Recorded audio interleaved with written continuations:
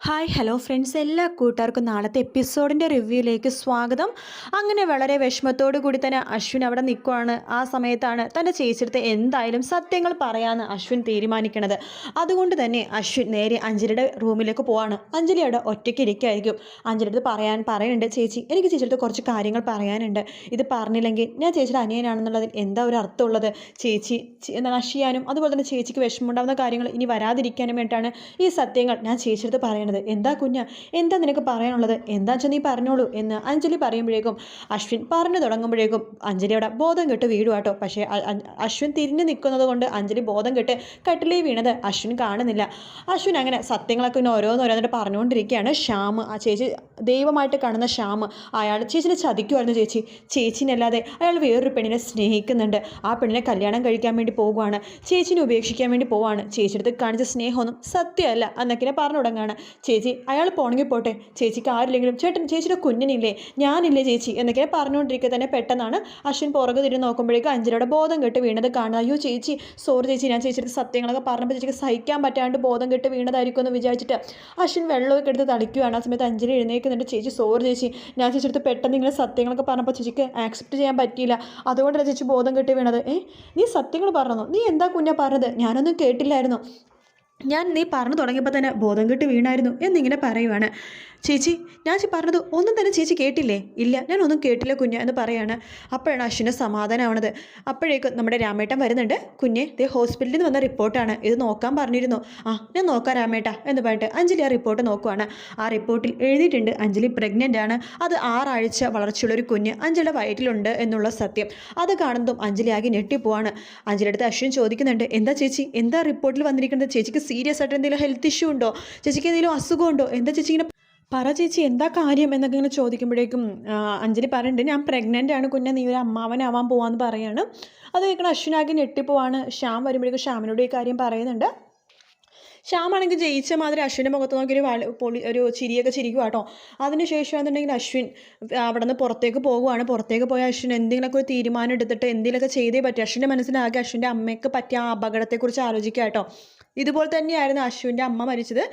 അശ്വിൻ്റെ അച്ഛന് ഒരു അവിഹിത ബന്ധം ഉണ്ടായിട്ട് അത് അമ്മ അറിഞ്ഞിട്ട് അമ്മ മരിച്ചതാണ്. അപ്പോൾ അതുപോലെ തന്നെ അവസ്ഥ അഞ്ജലിക്ക് വരുമെന്ന് പേടിയാണ്. ശ്യാമിനിപ്പോൾ ഒരു ബന്ധമുണ്ടല്ലോ, അപ്പോൾ അതറിയുമ്പോഴേക്കും അഞ്ജലി ഇതുപോലെ ചെയ്യുമെന്ന് അശ്വിന് ഉറപ്പുണ്ട്.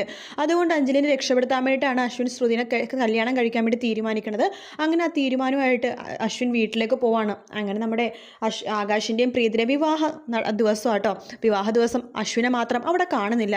ആകാശ് അന്വേഷിക്കുന്നുണ്ട് ചേട്ടൻ എവിടെയെന്ന് പറയുമ്പോഴേക്കും മോഹനനും അതുപോലെ മുത്തശ്ശിയൊക്കെ പറഞ്ഞിടാ, ചേട്ടനൊക്കെ വന്നോളൂ, മുഹൂർത്തത്തിൻ്റെ സമയമായി, നീ താലി കെട്ടെന്ന് പറയുകയാണെങ്കിൽ എൻ്റെ ചേട്ടനില്ലാണ്ട് ഞാൻ എങ്ങനെയാണ് ചെയ്യുക? എടാ ചേട്ടനല്ല, നീയാ താലി കെട്ടേണ്ടത്. താലി കെട്ടെന്നൊക്കെ പറയുമ്പോഴേക്കും പെട്ടെന്ന് അശ്വിൻ അങ്ങോട്ടേക്ക് വരുന്നുണ്ട്.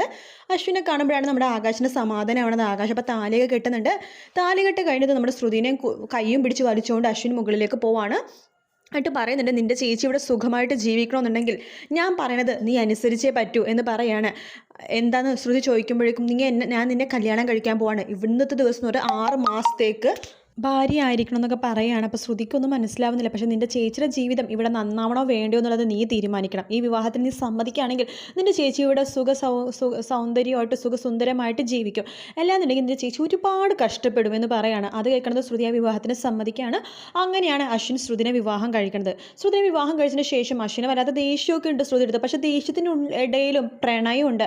അതുകൊണ്ട് തന്നെ അശ്വിൻ ശ്രുതിൻ്റെ ഓരോരോ കാര്യങ്ങൾ നോക്കുന്നുണ്ട്, ചെയ്യുന്നുണ്ട്, എല്ലാം ചെയ്തു കൊടുക്കുകയൊക്കെ ചെയ്യും. പക്ഷേ എന്നാലും ആ ഒരു ദേഷ്യം എപ്പോഴും ശ്യാമും നമ്മുടെ ശ്രുതിയും കൂടി കെട്ടിപ്പിടിച്ചിരിക്കുന്ന ആ ഒരു ഭാഗം ഉണ്ടല്ലോ, അത് മാത്രമേ അശ്വിൻ്റെ മനസ്സിലുള്ളൂ. ശ്രുതിനൊന്ന് സ്നേഹിക്കാമെന്ന് മനസ്സിങ്ങനെ പറയുമ്പോൾ ആ ഒരു ഭാഗം അശ്വിൻ ആലോചിക്കും. അതാലോചിക്കുമ്പോൾ പിന്നെ ശ്രുതിനെ വെറുപ്പാകും. പക്ഷേ എന്നാലും എപ്പോഴും ഒരു ഇഷ്ടമുണ്ട് കേട്ടോ. ശ്രുതിനെ ആരെങ്കിലും വേദനിച്ച് അപ്പോൾ അശ്വിനെ ദേഷ്യമൊക്കെ വരും. അങ്ങനെ ഞാനിനി പറയാൻ പോണത് അശ്വിനും ശ്രുതി എപ്പോഴാണ് ഒന്നാവണമെന്ന് ഒരുപാട് പേര് ചോദിച്ചിട്ടുണ്ടായിരുന്നു. അപ്പോൾ അതിനൊരു മറുപടിയാണ് ഞാനിപ്പോൾ ഈ ഒരു വീഡിയോയിൽ പറയുന്നത്. ശരിക്കും ഇവിടെ ഒരു ഹോളി ദിവസമാണ് ഇവർ ഒന്നാവണത്. ആ ദിവസമാണ് നമ്മുടെ ശ്രുതി മനസ്സ് തുറന്ന് അശ്വിനോട് പറയണത്, എനിക്ക് നിങ്ങളെ കാണുമ്പോൾ മാത്രമേ നെഞ്ചിടിപ്പുള്ളൂ, എനിക്ക് നിങ്ങളെ കാണുമ്പോൾ കയ്യും കാലൊക്കെ വിറക്കും, എൻ്റെ മനസ്സിങ്ങനെ പടപടാന്നാകും, എനിക്ക് തല കറങ്ങണൊക്കെ പോലെ, അതെന്താണെന്ന് എനിക്ക് അറിയില്ലെന്ന് പറയുമ്പോൾ അശ്വിനും പറയുന്നുണ്ട്, എനിക്കും നിൻ്റെ അടുത്ത് അങ്ങനത്തെ ഒരു ഫീൽ ഉണ്ട് എന്ന രീതിയിൽ അശ്വിനും പറയുന്നുണ്ട്. അങ്ങനെയാണ് അവർ രണ്ടുപേരും കെട്ടിപ്പിടിച്ച് ആ നിമിഷം ഒന്നാവണത്. അവിടം തൊട്ട് അങ്ങോട്ടേക്ക് ശ്രുതിയും അശ്വിനും ശരിക്കും ഭാര്യ ഭർത്താക്കന്മാരെ പോലെയാണ് കഴിയണേ കേട്ടോ. അപ്പോൾ ശ്രുതി പറയുന്നുണ്ട്, ഇനിയിപ്പോൾ ഞങ്ങൾ ഭാര്യ ഭർത്താക്കന്മാരെ പോലെ ശരിക്കും കഴിയണമെന്നുണ്ടെങ്കിൽ നമ്മുടെ വിവാഹം എല്ലാവരുടെയും പോലെ തന്നെ നടത്തണം. ഹൽദി, മെഹന്തി, അതുപോലെ തന്നെ വിവാഹം, താലികെട്ട്, ആൾക്കാരെ വിളിക്കലെല്ലാം നമുക്കും വേണം. അതിനുശേഷം ഫസ്റ്റ് നൈറ്റും കാര്യങ്ങളൊക്കെ വേണമെന്ന് ശ്രുതി പറയുമ്പോൾ അശ്വിൻ പറയേണ്ടത് ശരി, നിൻ്റെ ആഗ്രഹം അങ്ങനെയാണെങ്കിൽ അങ്ങനെ ആവട്ടെ എന്ന് പറയും. അങ്ങനെയാണ് ഇവരുടെ വിവാഹം ഭയങ്കര സൂപ്പറായിട്ട് നടത്താമെന്ന് വീട്ടുകാരെല്ലാവരും തീരുമാനിക്കും, നടത്തുകയൊക്കെ ചെയ്യുന്നത്. ആ സമയത്ത് അഞ്ജലി പ്രഗ്നൻ്റ് ആയിരിക്കും, 5 മാസം പ്രഗ്നൻ്റ് ആയിരിക്കും. ഇവരുടെ വിവാഹ ദിവസം ഒരു വിവാഹത്തിന് തലേന്ന് മൈലാഞ്ചി ചടങ്ങുണ്ടല്ലോ, അന്ന് നമ്മുടെ അശ്വിൻ്റെ ശ്രുതിയുടെ ഭയങ്കര റൊമാൻറ്റിക് ആയിട്ടുള്ള ഭാഗങ്ങളൊക്കെ ഉണ്ട് കേട്ടോ. അവരെല്ലാവരും കൂടി ഡാൻസൊക്കെ കളിക്കുക. എന്തോ ആവശ്യത്തിന് വേണ്ടി അഞ്ജലി മുകളിലത്തെ നിലയിലേക്ക് പോകുകയാണ്. ആ സമയത്ത് ഇവരെന്തായാലും താഴ്ത്തുന്ന ഡാൻസ് കളിയും കാര്യങ്ങളാണ്. ഈ ശ്യാം എന്താ ചെയ്യുകയെന്ന് വെച്ച് കഴിഞ്ഞാൽ അവിടെ കുപ്പിച്ചിലും കാര്യങ്ങളൊക്കെ ഇടും. അതിന് പുറമെ വയറ് എന്തൊക്കെയോ, അതായത് ലൈൻ ഉണ്ടല്ലോ, ലൈൻ കമ്പി എന്തൊക്കെയോ ചെയ്ത് ഒരുപാട് തരികിട പണികളൊക്കെ ഒപ്പിക്കും. അഞ്ജലി ഈ പ്രാവശ്യം രക്ഷപ്പെടാനേ പാടില്ല എന്ന രീതിയിലാണ് ശ്യാം കുരുക്കണത്. അങ്ങനെ അഞ്ജലി മുകളിൽ നിന്ന് നിലത്തേക്ക് ഇങ്ങനെ വീഴുന്നുണ്ട്. ആ വീഴ്ചയിൽ അഞ്ജലിക്ക് കുഞ്ഞ് നഷ്ടമാവുന്നുണ്ട്. ഹോസ്പിറ്റലിൽ എത്തിക്കുമെന്നുണ്ടെങ്കിലും കുഞ്ഞിനെ നഷ്ടപ്പെടുന്നുണ്ട്. പക്ഷേ അഞ്ജലിക്ക് അത് ആക്സെപ്റ്റ് ചെയ്യാൻ പറ്റില്ല കേട്ടോ. എല്ലാവരും അടുത്ത് നിന്നിട്ട് അഞ്ജലിയുടെ അടുത്ത് ഇങ്ങനെ കരയുമ്പോൾ അഞ്ജലി പറഞ്ഞിട്ട്, എന്തിനാണ് നിങ്ങളൊക്കെ കരയണത്? എനിക്കൊരു കുഴപ്പമില്ല, എനിക്ക് മാത്രമല്ല എൻ്റെ വയറ്റിലുള്ള മഹാറാണിക്കും ഒരു കുഴപ്പമില്ല, എൻ്റെ കുഞ്ഞിന് ഒരു കുഴപ്പമില്ല, പിന്നെ നിങ്ങളൊക്കെ എന്തിനാ കരയണത് എന്നൊക്കെ ചോദിക്കുകയാണ്. അത് കാണുന്നത് നമ്മുടെ അശ്വിൻ പെട്ടെന്ന് പുറത്തേക്ക് ഓടിപ്പോവുകയാണ്. അത് കാണുമ്പോൾ അഞ്ജലിക്ക് മനസ്സിലാവും തൻ്റെ കുഞ്ഞ് തന്നെ വിട്ടു പോയെന്നുള്ളത്. അശ്വിൻ്റെ പിന്നാലെ ശ്രുതി പോകുന്നുണ്ട്, പറയുന്നുണ്ട്, എന്തിനാണ് നിങ്ങളിങ്ങനെ ചേച്ചിയുടെ അടുത്ത് ഇങ്ങനെ ഒളിഞ്ഞു നിൽക്കണത്? ഇപ്പോൾ അഞ്ജലി ചേച്ചിക്ക് ആവശ്യം നിങ്ങളുടെ പ്രസൻസ് ആണ്, വേറെ ആരുണ്ടായിട്ടും കാര്യമില്ല. നിങ്ങൾ അഞ്ജലി ചേച്ചിയുടെ കൈ പിടിച്ച് സമാധാനിപ്പിക്കുകയാണെങ്കിൽ ചേച്ചി പഴയ പോലെ ജീവിതത്തിലേക്ക് തിരിച്ചു വരുമെന്നൊക്കെ പറയും. അങ്ങനെ അഞ്ജലി ഒരു ഭ്രാന്ത് പിടിച്ച അവസ്ഥയിലൊക്കെ ആവും കേട്ടോ കുഞ്ഞ് നഷ്ടപ്പെടുമ്പോഴേക്കും. ശേഷം അശ്വിൻ സമാധാനിപ്പിക്കുകയൊക്കെ ചെയ്യും.